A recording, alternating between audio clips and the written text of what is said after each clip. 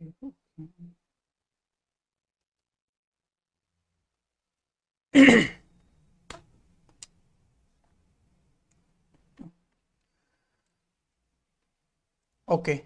Welcome back बच्चों। 5G study में आपका स्वागत है। बच्चों, आज की क्लास में एक न्यू चैप्टर स्टार्ट करने जा रहा हूँ। वो चैप्टर है पोलिनोमियल यानी बहुपद। ठीक है।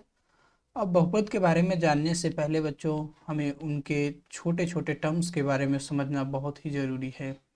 यानी छोटी छोटी डेफिनेशन को समझना काफ़ी ज़रूरी है। क्यों? क्योंकि अगर हम इन छोटी छोटी डेफिनेशनों को अगर समझ जाते हैं तो बहुपद चैप्टर जो है समझना बहुत ही आसान हो जाएगा। ठीक है। तो यहाँ पर सबसे पहला टर्म मैं क्या लिया हूँ? अचर। ठीक है बच्चों।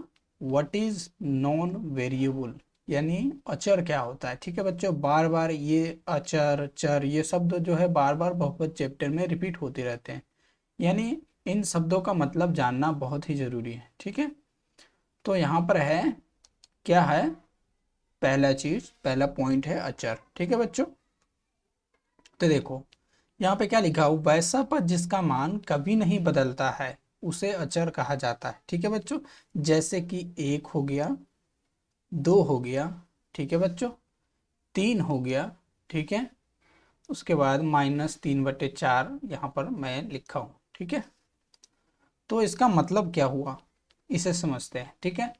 तो 1 2 3 या -3/4 इसका मान कभी नहीं बदलेगा। ठीक है बच्चों।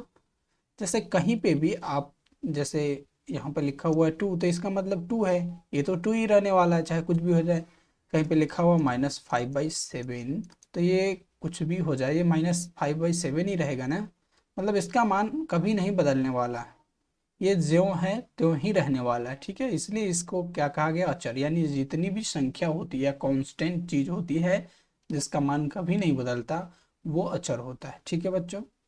उसी तरह से इसके पैरेलल एक और चीज है चर, यानी वेरिएबल। वो क्या होता है? तो वैसा पद जिसका कोई निश्चित मान ही नहीं होता है उसे चर कहते हैं। यानी उसका कोई मान फिक्स ही नहीं होता है, जैसे कि X Y A B C. ठीक है। जनरली जो है हम लोग चर को जो है एक्स वाई के रूप में लिखते हैं। हालांकि बुक में भी जो आप लोग के सिलेबस में है क्वेश्चन, उसमें ज़्यादातर क्वेश्चन जो है एक्स और वाई से ही आएगा। ठीक है।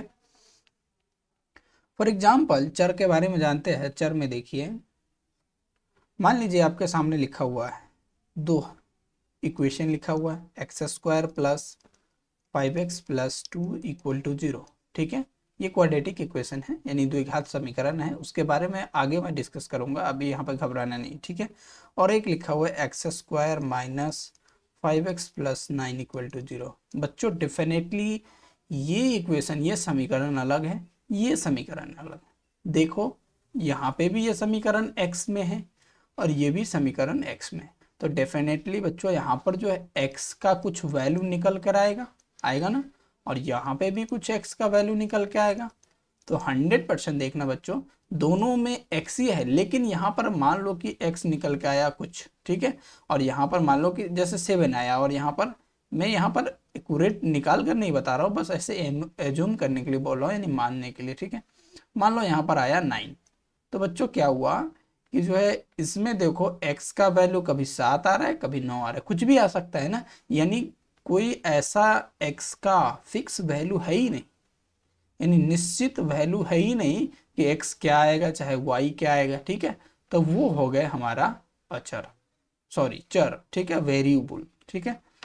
तो चर और अचर किसे कहते हैं, डेफिनेटली आप लोग समझ गए होगा। फॉर एग्जाम्पल अगर आप लोग को कह दिया जाए कि 5x + 2, इनमें आपको चर बताना है, तो डेफिनेटली बच्चों आप लोग क्या कहेंगे कि चर इसमें क्या है, x है। क्यों? क्योंकि एक ऐसा ही x है जिसका कोई वैल्यू मुझे नहीं पता है, वरना अचर में कौन कौन है। तो बच्चों अचर में तो हमारे सामने क्या क्या है, ये 5 है, 2 है। ठीक है। क्योंकि 5 तो कभी नहीं बदलने वाला, 2 कभी नहीं बदलने वाला, लेकिन यहाँ पर x जो है कुछ भी हो सकता है, मुझे क्या पता x क्या है। ठीक है। तो जो नहीं पता होता उसे ही तो अचर बोलते हैं। ठीक है बच्चों। जो पता होता है वो अचर होता है। ठीक है। अब फिर आगे बढ़ते हैं और चर और अचर के जानने के बाद, ठीक है बच्चों, चर और अचर को मिलाकर, यानी चर, यहाँ पर एक डेफिनेशन है, एक पॉइंट है, बीजीय व्यंजक, ठीक है। तो जब चर और अचर को सम्मिलित रूप से लिखा जाता है, यानी दोनों को मिलाकर लिखा जाता है, तो उसे बीजीय व्यंजक कहते हैं। फॉर एग्जाम्पल यहाँ पर लिखा हुआ है 3x² + 2x + 4, ठीक है बच्चों। देखो बच्चों, इसमें आपको चर भी दिख रहा है। चर कौन है? तो भाई देखो x है। हाँ, यहाँ पर x का पावर 2 है, यहाँ पर x है, ठीक है बच्चों। लेकिन चर इसमें क्या है? ये जो समीकरण है तो सिर्फ x में है, यानी क्या चीज हमको नहीं पता है, x ही तो नहीं पता है ना, तो वो हो गया चर। और अचर कौन कौन है बच्चों? अचर देखो, इसमें क्या है? 3 है बच्चों, इसमें क्या है? 2 है, इसमें क्या है? 4 है बच्चों, ठीक है। तो यहाँ पर देखो कि इस समीकरण को बनाने में बच्चों किस किस चीज की जरूरत पड़ी है। यहाँ पर देखो, अचर का भी जरूरत पड़ा है और चर का भी जरूरत पड़ा है। तो बच्चों, चर को भी और अचर को भी मिलाकर, ठीक है, सम्मिलित रूप से मिलाकर, उसमें प्लस माइनस का चिन्ह लगाया हुआ है, चाहे मल्टीप्लीकेशन। जैसे ये देखो, ये जो 3x² है, यहाँ पर 3 अचर है और x² चर, x चर है, तो इस दोनों में गुना है, लेकिन फिर यहाँ पर प्लस है, ठीक है। यानी प्लस माइनस जो भी है वो समीकरण बनाने के लिए यहाँ पर लिखा गया है। लेकिन बेसिकली बात ये है कि हम लोग को किसी भी समीकरण को बनाने के लिए या किसी भी एक्सप्रेशन यानी व्यंजक को बनाने के लिए, ठीक है बच्चों, हमें किन किन चीज़ों की जरूरत पड़ी? 2 चीज़ों की। इन्हीं 2 चीज़ की जरूरत पड़ी ना, तब नहीं ये बना मेरा, ठीक है।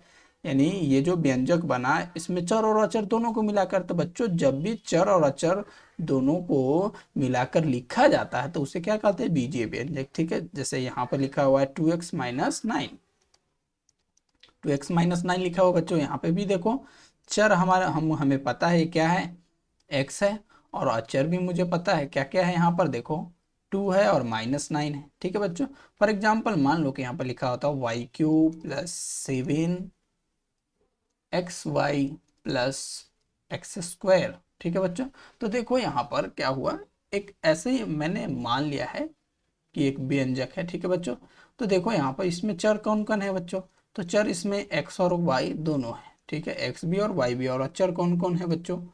तो अचर ध्यान से देखो बच्चों, 7 है इसमें, इसमें नहीं कुछ है बच्चों, तो क्या है? 1 छुपा हुआ है ना, 1 इंटू ये लिखा हुआ है ना, तो यहाँ पर 1 भी है, यहाँ पे भी 1 है, तो एक ही बार काउंट करते हैं, ठीक है बच्चों। तो यहाँ पर अभी तक मैं उम्मीद करता हूँ कि चर, अचर और बीजीय व्यंजक के बारे में आपको अच्छे से जानकारी हो गई। अब होती है बात बहुपद की, यानी जो मेरा मेन चैप्टर है, ठीक है, बहुपद, उनके बारे में डिस्कशन करता हूँ, ठीक है। तो बहुपद, व्हाट इज पोलिनोमियल, ठीक है बच्चों। तो वैसा बीजीय व्यंजक, अब बीजीय व्यंजक बच्चों ऊपर यहाँ पर देख चुके हो कि बीजीय व्यंजक यानी चर और अचर दोनों होगा, ठीक है, जिसमें प्रत्येक चर का घात एक पूर्ण संख्या होनी चाहिए। पूर्ण संख्या का मतलब ये हुआ बच्चों, इस पूर्ण संख्या का क्या मतलब हुआ आप सभी को पता है। पूर्ण संख्या मतलब वो कहाँ से शुरू हो सकता है? 0, 1, 2, 3 ऐसे करते हुए अनंत तक जाएगा, ठीक है बच्चों। माइनस वाइनस में नहीं होने वाला है, ठीक है बच्चों। क्या क्या नहीं हो सकता है उन्हें भी मैं समझा देता हूँ, क्या क्या नहीं हो सकता है। माइनस वाला नहीं होगा, जैसे -1, -4 इस तरह का नहीं होगा, ठीक है बच्चों। और क्या क्या नहीं हो सकता है? ये ऐसे 1/2, 4/6 इस तरह का भी नहीं हो सकता, बट्टा में भी नहीं हो सकता, माइनस में भी नहीं हो सकता, या दशमलव में भी ऐसे भी नहीं हो सकता 0.3, ये सब नहीं हो सकता है, ठीक है। यानी पूर्ण संख्या कह रहा है तो इसका मतलब है कि वो इस तरह का होनी चाहिए, 0, 1, 2, 3 से 4 ऐसे करके अनंत तक जाएगा, ठीक है बच्चों। यानी पूरा पूरा एक संख्या होनी चाहिए, वो भी पूर्ण संख्या। वैसी बीजीय व्यंजक जिसमें प्रत्येक चर का घात यानी पावर जो होता है वो क्या होनी चाहिए? एक पूर्ण संख्या, तभी उसे हम बहुपद कहेंगे। फॉर एग्जाम्पल बच्चों, यहाँ पर लिखा हुआ है 3x³ + 9x² - 6x + 7। देखो बच्चों, इसमें चर जो भी है, यहाँ पे x चर है ना, तो देखो उसका घात यानी पावर कितना है? 3, और 3 एक पूर्ण संख्या है। यहाँ देखो पावर कितना है? 2, ये भी पूर्ण संख्या है। यहाँ पर नहीं कुछ है तो पावर 1 है ना बच्चों, तो ये भी एक पूर्ण संख्या है।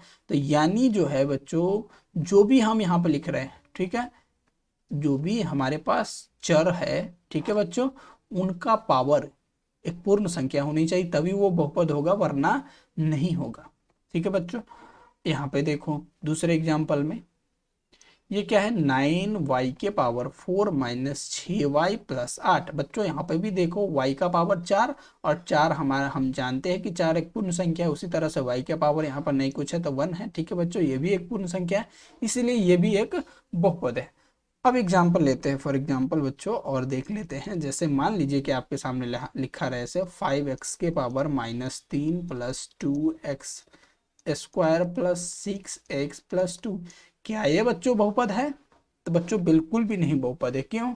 क्योंकि देखिए यहाँ पे तो x के पावर 2 है, ये पूर्ण संख्या, यहाँ पर 1 है, लेकिन यहाँ पर x का पावर माइनस 3 है। तो जब भी इस पूरे व्यंजक में, ठीक है बच्चों, पूरे एक्सप्रेशन में एक भी चर का वैल्यू अगर ऋणात्मक आया, ऋणात्मक मतलब माइनस आया, इसका मतलब है कि वो पूर्ण संख्या है ही नहीं, तो उस कंडीशन में ये बहुपद नहीं होगा। यानी क्या होगा, यह बहुपद नहीं होगा। ठीक है, और भी एग्जाम्पल लेते हैं एक छोटा सा। ठीक है, जितना हो सके उतना डाउट को क्लियर करने की कोशिश करेंगे। ठीक है, यहाँ पर और एग्जाम्पल, जैसे मान लीजिए कि आपके सामने रहे 2x के पावर 7/2। ठीक है, यानी x के power 7/2 plus 2x cube plus 6, इस तरह का है। क्या ये बच्चों ये बहुपद है? बिल्कुल भी नहीं। क्यों? क्योंकि यहाँ तो देखो x का पावर 3 है, ठीक है, लेकिन यहाँ पर 7/2 है, और 7/2 तो पूर्ण संख्या है ही नहीं, तो इसलिए ये भी बहुपद नहीं होगा। ठीक है बच्चों, तो बहुपद क्या होता है और क्या नहीं होगा, इसकी समझदारी मुझे लगता है कि अब सभी बच्चों को आ गया होगा। अब बहुपद का घात क्या होता है, यानी पावर, घात को पावर बोल सकते हैं, या इंडेक्स बोल सकते हैं, या डिग्री बोल सकते हैं। ठीक है, तो भाई किसका बहुपद निकाल है बच्चों, सॉरी, किसका घात निकाल रहा है, बहुपद का ना, तो इसका मतलब पावर या इंडेक्स या डिग्री किसका होगा, पोलिनोमियल का होगा। ठीक है, तो यहां पर क्या लिखा गया है डिफिनीशन में, उसे समझते हैं। ठीक है बच्चों, क्या है यहाँ पे लिखा हुआ, लिखा है किसी बहुपद में चर का अधिकतम घात उस बहुपद का घात कहलाता है। यानी जो भी हमारे पास, ठीक है बच्चों, जो भी हमारे पास बहुपद लिखा हुआ उसमें चर का सबसे ज्यादा वाला जो पावर होगा ना, वही उस बहुपद का घात कहलाता है। जैसे यहाँ पर लिखा हुआ है 7x के पावर 4। बच्चों यहाँ पर टाइपिंग में मिस्टेक है। ठीक है बच्चों, मैं अच्छे से यहाँ पर टाइप नहीं कर पाया हूँ, तो इसलिए यहाँ पर इसी सवाल को मैं यहाँ पर लिख देता हूँ। जैसे यहाँ पर लिखा हुआ है, क्या है ये, 7x के power 4 minus 3x square plus 9। बच्चों देखो बच्चों, यहाँ पर चर, चर का तो पावर 4 भी है और 2 भी है। चर तो हमारे पास एक ही है, x है। ठीक है बच्चों, यहाँ पर पावर 4 भी है और 2 भी है, तो क्या इस बहुपद का घात कितना होगा, यानी पावर कितना होगा, हम कितने पावर का ये बहुपद बोलेंगे बच्चों। तो देखो मैंने यहाँ पर बताया कि किसी बहुपद में चर का अधिकतम यानी ज्यादा से ज्यादा घात क्या है, तो बच्चों यहाँ पर ज्यादा से ज्यादा घात कितना है, 4 है, यही 4 है ना। तो इसका मतलब है कि ये 4 घात वाला बहुपद है। ठीक है, 4 घात वाला बहुपद है, सिंपल है। यानी इस बहुपद का घात कितना है, पावर कितना है, वो पावर है 4। ठीक है बच्चों, यानी ज्यादा से ज्यादा पावर कितना होनी चाहिए, वही उस बहुपद का घात कहलाता है। जैसे और एग्जांपल यहाँ पर देख सकते हैं, जैसे आपके सामने लिखा हुआ है 5x के पावर 6 प्लस 6x के पावर 5। ठीक है बच्चों, माइनस 9x के power 7 plus 9x square minus 12x plus 15 equal to 0। कुछ इस तरह से एक एक्सप्रेशन लिखा हुआ है। ठीक है, इक्वेशन लिखा हुआ है। तो देखो बच्चों, यहाँ पर x यहाँ पर चर है। ठीक है बच्चों, तो इन चर में सबसे ज्यादा पावर कौन सी है, तो बच्चों ध्यान से देखो, सबसे ज्यादा पावर यहाँ पर 7 है। ठीक है बच्चों, यही तो है 7 सबसे ज्यादा पावर। तो इस बहुपद का जो पावर होगा यानी घात होगा बच्चों, ठीक है बच्चों, वो कितना होगा, 7 होगा। ठीक है, यानी ये 7 घात वाला बहुपद है। ठीक है बच्चों, तो बहुपद का आई थिंक जो है, बहुपद का यहाँ पर जो है घात के बारे में भी समझ गए होंगे। ठीक है, अब जनरली एक नोट पॉइंट यहाँ पर लिखा हुआ है। क्या लिखा हुआ है नोट पॉइंट, कि किसी एक्स चर वाले बहुपद को जनरली हम पी एक्स से सूचित करते हैं। यानी अगर कोई बहुपद जो है मान लीजिए कि एक्स स्क्वायर प्लस 2x+3 है, ये लिखा हुआ है, तो इसको हम पी एक्स लिखते हैं। क्यों ऐसा क्यों लिखते हैं? ऐसा समझिए कि ये एक सिस्टम है, ठीक है, सिस्टम है जो किस में है, एक्स में है, ठीक है। अगर ये वाई में होता ना तो हम ऐसे लिखते P Y equal to Y का पावर 2 प्लस 2y+3, यानी कहने का मतलब है कि यहाँ पर जो है वाई की वैल्यू डालते जाएंगे, ठीक है, और यहाँ पर एक्स की वैल्यू डालते जाएंगे, ठीक है। चाहे मेरा यहाँ से जो भी आंसर आएगा निकल के वो एक्स में आएगा, ये इसमें वाई में आएगा, ठीक है बच्चों। तो जनरली जो है हम, ठीक है, एक्स चर वाले घात को पी एक्स के रूप में लिख सकते हैं, वाई चर वाले घात को पी वाई के रूप में लिख सकते हैं, ठीक है। तो ये नॉर्मली एक जनरल पॉइंट है, ठीक है। अब बहुपद का पद क्या होता है इसके बारे में भी समझ लेते हैं। अभी तक हम लोगों ने क्या क्या सीखा? हम लोगों ने सीखा पहले चर क्या होता है, फिर अचर क्या होता है, फिर जो है बहुपद किसको बोलेंगे, बीजीय व्यंजक क्या होता है, ठीक है, फिर बहुपद का घात क्या होता है। अब यहाँ पर हम सीखेंगे बहुपद का पद क्या होता है, what is terms of polynomial. तो बच्चों बहुपद का पद का ये मतलब होता है कि कोई भी बीजीय व्यंजक कुछ इस तरह से लिखा हुआ, जैसे मान लीजिए 5x² प्लस 2x+3 बच्चों। तो देखो इसमें क्या है, ये x के पावर 2 वाला एक अलग पद है, ये एक अलग पद है, और ये अलग पद है, ठीक है। यहाँ पर डिफरेंस क्या है बच्चों, ये पावर 2 वाला है, ये पावर 1 वाला है, यहाँ पर नहीं कुछ है तो पावर 0। एक नोट पॉइंट लिख देता है, जैसे यहाँ पर x के पावर 0 मतलब होता है 1, ठीक है, ठीक है बच्चों। क्या होता है x के पावर 0 मतलब 1, तो आप किसी भी चीज का पावर कर दीजिए ना वो 1 ही होता है। जैसे यहाँ पर लिखा y के पावर 0, ये भी 1 ही होगा, ठीक है बच्चों। तो यहाँ पर बच्चों देख सकते हो आप, यहाँ पर नहीं कुछ है तो समझिए इसे, ठीक है बच्चों। ये 5x² लिखा हुआ है, ये 2x लिखा हुआ है बच्चों, और ये 3 लिखा हुआ है, और यहाँ पर नहीं कुछ है बच्चों, तो x के पावर 0 छुपा हुआ है ना। कैसे? तो इसे और अच्छे तरीके से समझ सकते हैं, कैसे? तो बच्चों देखो 5x² प्लस 2x प्लस ये 3 × 1 होगा ना, तभी तो ये तो 3 ही रहने वाला है। यानी ये जैसा लिखा हुआ वैसा ही लिखा हुआ, बस यहाँ पर हम समझते हैं कि x के पावर 0 था, 1 हुआ, यहाँ पे 2 हुआ, ठीक है। तो अगर हमसे पूछा जाए कि बहुपद की घात कितनी है, तो वो तो 2 है। क्यों? क्योंकि सबसे ज्यादा पावर यहाँ पर 2 है। पद कितने हैं बच्चों? तो देखो हमें क्या करना है, सबसे पहले उस बहुपद में वैसे पदों को चुनना है जो अलग अलग हो, और जो अलग अलग होता है उसी की गिनती करते हैं। जैसे यहाँ पर देखो ये अलग पद है एक, ये अलग पद है, और ये एक अलग पद है, ठीक है। तो हम यहाँ पर कहेंगे कि इस बहुपद में कितने पद हैं, इस बहुपद में 3 पद है, ठीक है बच्चों। कितने पद है? 3 पद है, ठीक है। और अच्छी तरीके से इसे समझने की कोशिश करते हैं, ठीक है बच्चों। जैसे यहाँ पर लिखा हुआ है, एक और एग्जाम्पल देखिए, यहाँ पर जैसे लिखा हुआ है 5x² plus 9x - 3x² plus 6। क्या ये बच्चों ये कितने इस बहुपद में पद है? तो बच्चों आप जो है डायरेक्टली ये मत गिन देना कि 1 2 3 4, ठीक है, ये गलती हो जाएगी यहाँ पे, ठीक है। आपको सबसे पहले क्या देखना है कि कौन अलग अलग पद है, मतलब अलग अलग पावर वाला कौन कौन है, ठीक है। डायरेक्टली इस तरह से समझ सकते हैं। तो बच्चों यहाँ पर देखो ये 5x के पावर 2, और यहाँ भी x के पावर 2 वाला एक है, इसका मतलब ये दोनों तो एक ही है ना, ठीक है। मतलब क्या करना पड़ेगा, इन दोनों में जोड़ घटाव करके फाइनली मुझे लाना पड़ेगा कुछ, और ये अलग है, ये अलग है, ठीक है। तो यहाँ पर देखो इसको जब आगे बढ़ाओगे तब 5x² ये प्लस में है, ठीक है बच्चों, और ये माइनस में है। तो यहाँ पे 5x² में से 3x² गया, तो अभी भी 2x² बच जाएगा, और ये 9x+6। तो आपको क्या गलती नहीं करनी है, गलती यही नहीं करनी है कि आपको सबसे पहले देखना है कि अलग अलग टर्म्स है कि नहीं, अलग अलग पावर वाले है कि नहीं। अलग अलग पावर वाले हैं तभी काउंट करेंगे, वरना अगर नहीं है, एक जैसा है, तो पहले हम उन्हें सॉल्व कर लेंगे, ठीक है, उसके बाद फिर फाइनली काउंट करेंगे, तब यहाँ पर आप कुछ नहीं हो सकता, ठीक है। तो यहाँ पर बोलेंगे 1 2 3, इसमें कितने पद है? तो 3 पद है, ठीक है बच्चों। उसी तरह से मान लीजिए यहाँ पर लिखा हुआ होता 5x + 2x - 3, इसमें कितने पद है? तो बच्चों फिर से यहाँ पर वो गलती नहीं करनी है जो बच्चे करते हैं, ठीक है। क्या गलती नहीं करनी है? गलती यही नहीं करनी है बच्चों कि देखो यहाँ पे भी एक्स की पावर 1 है, यहाँ पे भी एक्स की पावर 1 है, यानी अभी डायरेक्ट काउंट करके हम नहीं बता देंगे कि यहाँ पर 3 है। अगर 3 बोले तो हो गई हमसे गलती, ठीक है। तो 3 नहीं बोलना है, पहले इसका कैलकुलेशन करना है। तो जैसे यहाँ पर 5x लिखा हो या 2x लिखा हो तो ये 7x हो जाएगा, ठीक है।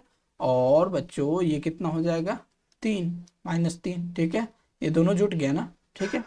तो यहाँ पर क्या हो जाएगा? अब यहाँ पर बोल सकते हैं कि 2 पद है इसमें, ठीक है। कितने पद है? 2 पद है, ठीक है बच्चों, सिंपल है। अब बहुपद के पद के बारे में जानने के बाद अब बहुपद का मानक रूप समझते हैं, यानी व्यापक रूप, यानी स्टैंडर्ड फॉर्म क्या होता है पॉलिनोमियल का, उसके बारे में समझते हैं। तो किसी भी बहुपद को उसके चर के घात जो होता है यानी पावर होता है उसको आरोही क्रम में यानी बढ़ते क्रम में या अवरोही क्रम में यानी घटते क्रम में लिख दे तो वही बहुपद का मानक रूप कहलाता है, यानी स्टैंडर्ड फॉर्म कहलाता है। फॉर एग्जाम्पल बच्चों, मान लीजिए कि आपके सामने ये लिखा हुआ है, ठीक है बच्चों, 5x³ प्लस 9x के power 4 plus 2x square minus 6x plus 12। ये बहुपद है क्या बच्चों? तो बिल्कुल है। क्यों? क्योंकि देखो बच्चों, जो भी चर हमारे पास x है उसमें पावर क्या है? पूर्ण संख्या, इसलिए ये बहुपद है, इसमें तो कोई डाउट नहीं। क्या ये बच्चों ये बहुपद मानक रूप में लिखा हुआ? तो नहीं। क्यों क्यों नहीं लिखा हुआ? क्योंकि देखो बच्चों, ना तो ये इसका पावर घटते क्रम में ना ही बढ़ते क्रम में। अगर घटते क्रम में होता इसका मतलब पावर सबसे पहले बड़ा होता, फिर उसका छोटा, फिर उससे छोटा, उससे छोटा। लेकिन देखो यहाँ पर 3 है पावर, फिर 4 हो गया, फिर 2 हो गया, फिर 1 हो गया, फिर 0 हो गया, ठीक है बच्चों। तो इसका मतलब ये हुआ कि हमें बहुपद को स्टैंडर्ड फॉर्म में लिखना पड़ेगा, स्टैंडर्ड, ठीक है। तो स्टैंडर्ड में कैसे लिख लेंगे इसे? तो देखो, अगर मुझे घटते क्रम में लिखना है तो सबसे पहले मुझे पावर बड़े वाला सबसे बड़ा होनी चाहिए घटते क्रम में, यानी सबसे बड़ा, फिर उससे छोटा, फिर उससे छोटा, फिर उससे छोटा, ठीक है बच्चों। तो यहाँ पर 9x के पावर 4 होगा, फिर उससे छोटा कौन है? तो ये +5 x का पावर 3 होगा। क्यों? क्योंकि देखो बच्चों, नहीं कुछ होता तो यहाँ पर प्लस छुपा होता है, ठीक है बच्चों। फिर यहाँ पर क्या करेंगे, 4 के बाद 3 आता है, 3 के बाद 2 आता है, तो 2x के पावर 2 लिखेंगे। फिर यहाँ पर -6x लिखेंगे क्योंकि पावर 2 के बाद 1 ही आएगा ना, और फिर यहाँ पर 0 वाला पावर आएगा, ठीक है। ये हो गया।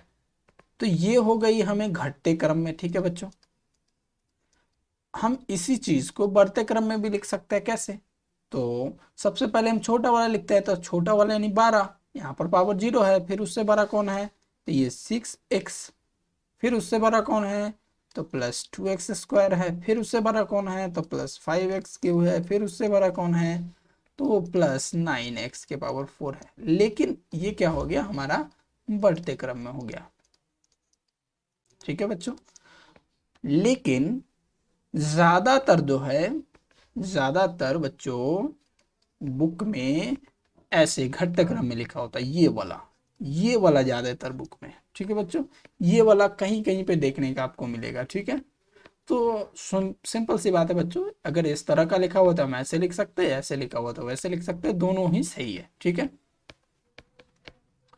ओके, अब यहाँ पर बहुपद का स्टैंडर्ड फॉर्म समझ गया, ठीक है। अब बहुपद के बारे में, यानी बहुपद को हम कैसे पहचानेंगे, क्या क्या बहुपद नहीं हो सकता है, यानी बहुपद को हम कैसे पहचानेंगे, इसके बारे में यहाँ पर डिस्कशन करते हैं, ठीक है। यानी क्या क्या कंडीशन हो सकता है बहुपद को पहचानने के लिए, कौन कौन बहुपद हो सकता है, कौन कौन बहुपद नहीं हो सकता है, ठीक है। तो चलते हैं, ठीक है। क्या क्या हो सकता है, क्या क्या नहीं हो सकता है।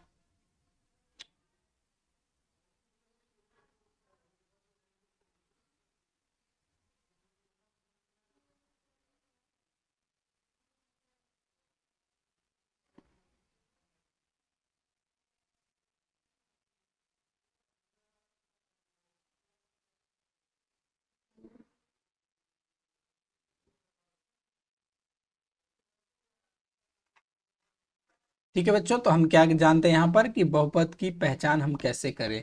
तो यहाँ पर मैं बहुत इम्पोर्टेंट इम्पोर्टेंट नोट पॉइंट को लिख रहा हूं। आप लोग का काम यही है कि इसे 100/100% याद करके रखना है, ठीक है। हर हाल में याद रखनी है। पहली पॉइंट क्या है, पहली पॉइंट मैं यहां पे लिख रहा हूं, यानी किसी भी बहुपद का पावर जो होता है यानी घात, ठीक है बच्चों, यानी पावर, वो ऋणात्मक नहीं होनी चाहिए, ऋणात्मक नहीं होनी चाहिए, ठीक है। ठीक है बच्चों, यानी पावर, जो बहुपद में चर का जो पावर होता है, चर का यहाँ पर ऐड कर लीजिएगा, चर का घात यानी पावर ऋणात्मक नहीं होनी चाहिए। फॉर एग्जाम्पल यहाँ पर समझ सकते हैं, जैसे यहाँ पर लिखा हुआ है 3x के पावर -2, ठीक है बच्चों, प्लस 5x, क्या ये बहुपद है? तो नहीं है। क्यों? क्योंकि बच्चों यहाँ पर देखो, ये जो x का घात है बच्चों, क्यों? क्योंकि देखो x का जो यहाँ पर घात है, यानी हमारे पास जो चर है उसका घात देखो -2 है, और -2 तो पूर्ण संख्या है ही नहीं, ठीक है। इसीलिए ये बहुपद नहीं होगा, ठीक है बच्चों। और समझने की कोशिश करते हैं। यहाँ पर मान लीजिए कि y के पावर -3 -y कुछ इस तरह का लिखा हुआ था, क्या ये बहुपद है? नहीं है। क्यों? क्योंकि यहाँ पे भी देखो बच्चों पावर माइनस है, यानी जितने भी पावर माइनस वाला है, और एग्जांपल ले सकते हैं जैसे 6x के पावर -4 प्लस 12, क्या ये बहुपद है? बिल्कुल भी नहीं। क्यों? क्योंकि देखो यहाँ पर पावर क्या हो गया, ऋणात्मक हो गया, माइनस में हो गया, तो पावर माइनस में नहीं होनी चाहिए। पहली शर्त ये हो गई। दूसरी शर्त क्या क्या होगी, बिल्कुल इसको याद ही कर जाना है, ठीक है।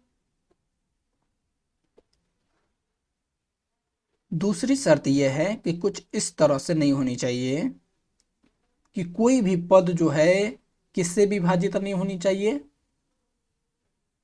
यानी कुछ इस तरह का।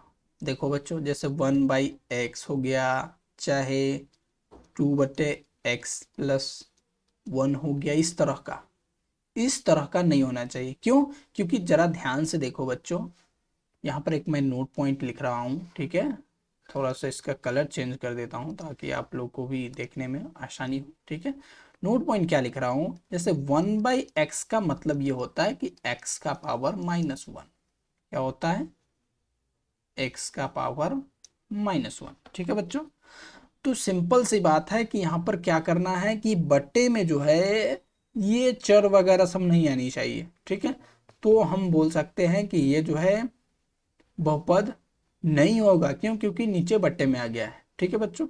अब मान लो कि कुछ एग्जाम ऐसा नहीं है कि मतलब बिल्कुल बट्टे में नहीं होना चाहिए, जैसे फॉर एग्जांपल यहाँ पर समझ सकते हैं ये बहुपद नहीं है, ये भी बहुपद नहीं है, ठीक है। यानी कुछ इस तरह से समझ सकते, जैसे यहाँ पर लिखा हुआ 5x बाई, जैसे यहाँ पर लिखा 5x बाई 10x, ठीक है बच्चों। तो क्या ये बहुपद है? तो बच्चों ये बहुपद है। क्यों? क्योंकि देखो ध्यान से, यहाँ पर नीचे x आ गया, तो डायरेक्टली आपको नहीं बोल देना है कि भाई जो है नीचे x आ गया इसलिए जो है हम बटा में x आ गया तो ये बहुपद नहीं। बच्चों पहले ध्यान देना है कि क्या ये सिंप्लीफाई हो सकता है, क्या ये हल हो सकता है? तो जी हाँ बच्चों, ये हल हो सकता है। कैसे?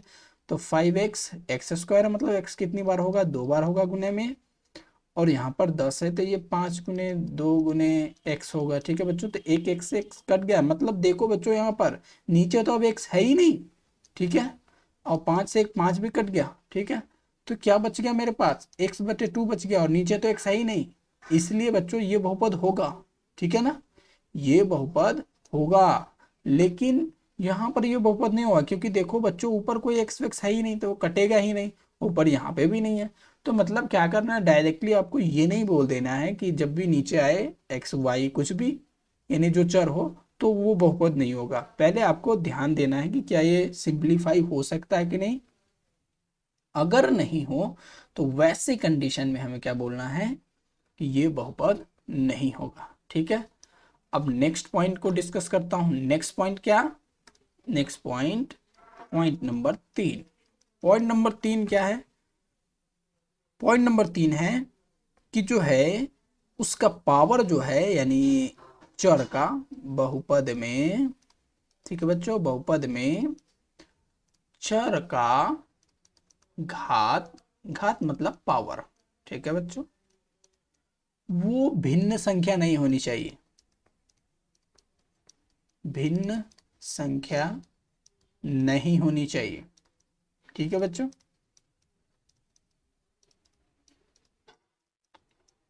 यानी पावर जो है बट्टा वट्टा में नहीं होनी चाहिए। फॉर एग्जाम्पल यहां पर देखिए बच्चों, x का पावर 1/2, तो यहां पर देखो +5 लिखा हुआ है, क्या ये बहुपद है? नहीं है। क्यों? क्योंकि देखो यहां पर चर में चर का जो घात है, पावर है, वो तो 1/2 है, ये फ्रैक्शन है, भिन्न है, और हम मना कर रहे हैं कि भिन्न नहीं होनी चाहिए, इसीलिए ये बहुपद नहीं है, ठीक है। जैसे यहाँ पर लिखा रहा है, और एग्जाम्पल समझ सकते हैं, यानी ये बहुपद नहीं है। और एग्जाम्पल देखिए, जैसे 2x के पावर 3/2 प्लस 6x² प्लस 2, क्या ये बहुपद है? नहीं है। क्यों? क्योंकि एक भी चर में अगर पावर फ्रैक्शन में आया, भिन्न में आया, तो वो बहुपद नहीं होगा, ठीक है बच्चों।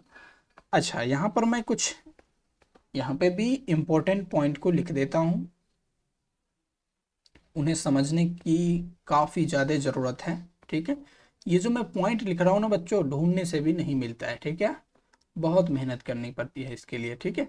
तो यहाँ पर जो नोट पॉइंट मैं लिख रहा हूँ, नोट पॉइंट क्या लिख रहा हूँ, ध्यान से देखो बच्चों। जैसे यहाँ पर √x लिखा हुआ है ना बच्चों, इसका मतलब होता है x के पावर 1/2, यानी root under, simply root under लिखा हुआ है ना, तो इसका मतलब होता है कि x के पावर 2 होगा, ठीक है बच्चों। तो इस तरह से अगर मान लीजिए कि कहीं पर लिखा है √y, तो इसका मतलब होगा कि ये y का पावर 1/2 होगा, ठीक है। जैसे लिखा हो √6, तो क्या होगा इसका मतलब होगा 6 की पावर 1/2। यानी जब भी कोई चीज रूट में लिखा होता है, इसको √2 पढ़ते हैं, यानी स्क्वायर रूट पढ़ते हैं, इसका मतलब होता है कि उसका पावर जो होता है वो हाफ होता है, ठीक है। ये पहला पॉइंट हो गया नोट का। दूसरा पॉइंट क्या है नोट का?